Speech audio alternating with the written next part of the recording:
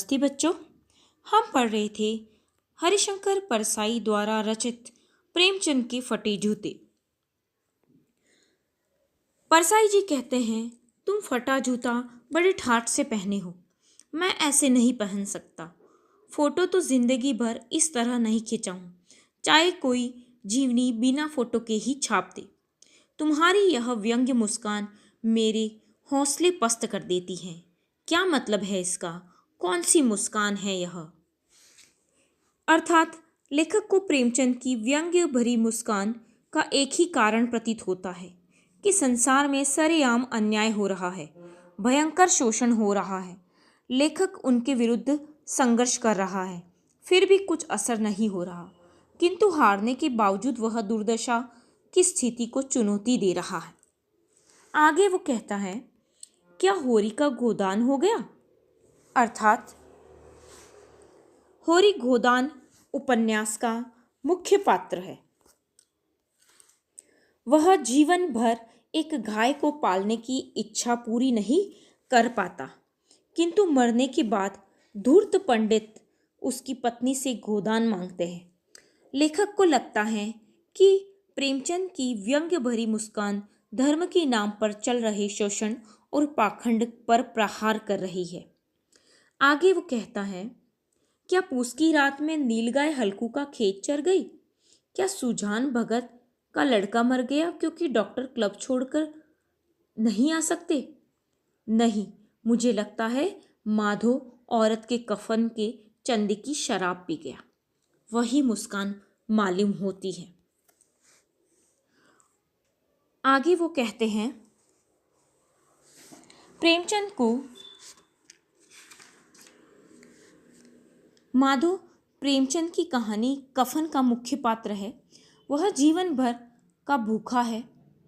भूख के कारण उसकी इंसानियत मर चुकी है, इसलिए वह अपनी बीवी के कफन के लिए गांव से मांगे गए पैसों की शराब पी जाता है।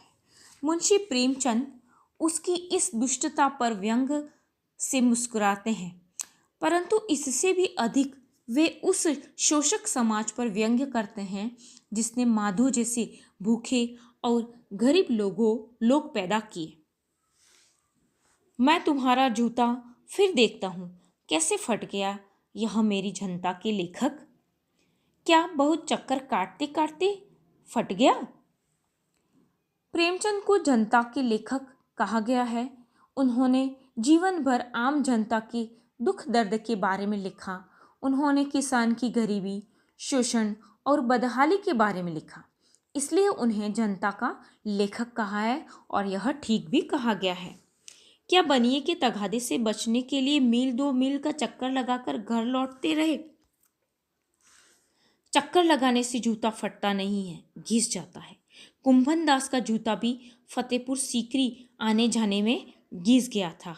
उसे बड़ा पछतावा हुआ और उसने कहा, आवत जात पन्हिया घिस गई, बिसर गयो हरि नाम। कुंभन दास भक्ति काल की कृष्ण भक्ति शाखा के कवि थे। बादशाह अकबर के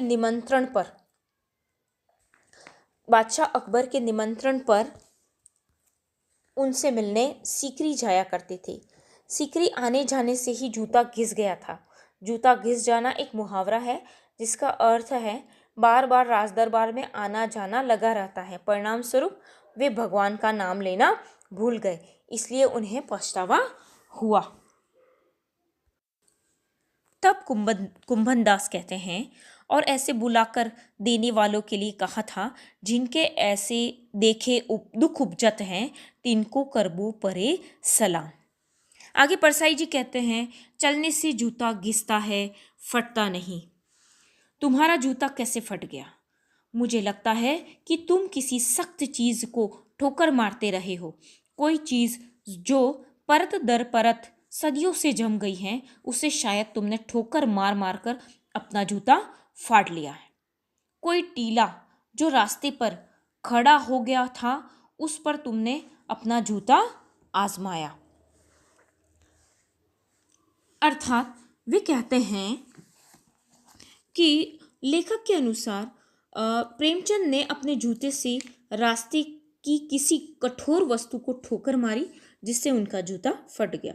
अर्थात कुरीतियों से लड़ते रहे, उन्होंने उनसे बचने के बजाय उनका भरपूर विरोध किया। इस कारण उनके जूते फट गए, अर्थात जीवन कष्टदायक हो गया। आगे कहते हैं, तुम उसे बचाकर उसके बगल से भी तो निकल सकते थे, टीलों से समझौता भी तो हो जाता है। सभी नदियाँ पहाड़ फोड़ती थोड़ी हैं, कोई रास्ता घूम कर भी चली जाती हैं। अर्थात इस पैराग्राफ का भावार्थ है, टीला जो समाज में व्याप्त कुरीतियों की ओर संकेत कर रहा है। कुछ लोग इन कुरीतियों से समझौता कर लेते हैं या बचकर निकल जाते हैं। ये रूढ़ियाँ विरोधी ताकतें भी हो सकती हैं जो मनुष्य को बुरे कर्म करने के लिए प्रेरित करती हैं। साहित्य में भी इन बुराइयों एवं शोषित समाज की समस्याओं को उठाया जा सकता है, तभी ये नष्ट हो सकती हैं। आगे वे कहते हैं, तुम समझौता कर नहीं सके, क्या तुम्हारी भी कोई वही कमजोरी थी जो होरी को ले डूबी? वही नेम धर्म वाली कमजोरी। नेम धर्म उसकी भी जंजीर थी, मगर तुम जिस तरह मुस्कुरा रहे हो उसे लगता है शायद नेम धर्म तुम्हारा बंधन नहीं था, तुम्हारी मुक्ति थी। अर्थात प्रेमचंद संस्कारों की मजबूरी के कारण नैतिकता को नहीं निभाते थे। नेम धर्म का पालन करना उनकी मजबूरी नहीं थी, वे मर्यादाओं का पालन करने को अपने लिए आनंद का विषय मानते थे। नैतिकता निभाने में उन्हें मुक्ति का सुख मिलता था। आगे कहते हैं, तुम्हारी यह पाँव की अंगुली मुझे संकेत करती सी लगती है, जिसे तुम घृणित समझते हो उसकी तरफ हाथ की नहीं, पाँव की अंगुली से इशारा करते हो। अर्थात लेखक कहते हैं, प्रेमचंद ने समाज में जिसे भी घृणा योग्य समझा उसकी तरफ हाथ की अंगुली से नहीं बल्कि पाँव की अंगुली से संकेत किया। अर्थात उसे अपनी ठोकरों पर रखा, अपने जूतों की नोक पर रखा और उसके विरुद्ध संघर्ष जारी रखा। आगे परसाई जी कहते हैं, तुम क्या अपनी तरफ इशारा कर रहे हो जिसे ठोकर मारते मारते तुमने जूता फाड़ लिया? मैं समझता हूँ, तुम्हारी अंगुली का इशारे भी समझता हूँ और यह व्यंग्य मुस्कान भी समझता हूँ। लेखक के अनुसार प्रेमचंद उन लोगों पर मुस्कुराकर व्यंग कर रहे हैं जो ऊपर से अपनी कमजोरी को छिपा रहे हैं, किंतु अंदर ही अंदर उनसे दुखी भी हैं। वे उन पर भी हंस रहे हैं जो सामने आई कुरीतियों और मुसीबतों से बचकर इधर उधर से निकल रहे हैं। आगे परसाई जी कहते हैं, तुम मुझ पर या हम सभी पर हंस रहे हो, उन पर जो अंगुली छिपाए और तलुआ घिसाए चल रहे हैं, उन पर जो टीले को बरकरार बाजू से निकले जा रहे हैं। तुम कह रहे हो मैंने तो ठोकर मार मार कर जूता फाड़ लिया, अंगुली बाहर निकल आई पर पाँव बच रहा है और मैं चलता रहा, मगर तुम अंगुली को ढकने की चिंता में तलुए का नाश कर रहे हो। तुम चलोगे कैसे? मैं समझता हूँ, मैं तुम्हारे फटे जूते की बात समझता हूँ, अंगुली का इशारा समझता हूँ, तुम्हारी व्यंग्य मुस्कान समझता हूँ। अर्थात प्रेमचंद हंसकर कह रहे हैं कि मैं कुरीतियों से लड़ा, संकट झेले, गरीबी सही, किंतु अपने आत्मबल को बचाए रखा। इसी के बल पर मैं आगे भी साहित्य लेखन कर रहा हूँ। किंतु जो लोग दिखावटी जीवन व्यतीत कर अपने आत्मबल को खो रहे हैं, उनका क्या होगा? और इसी बात से वह व्यंग भरी मुस्कान से हंसते हैं। धन्यवाद।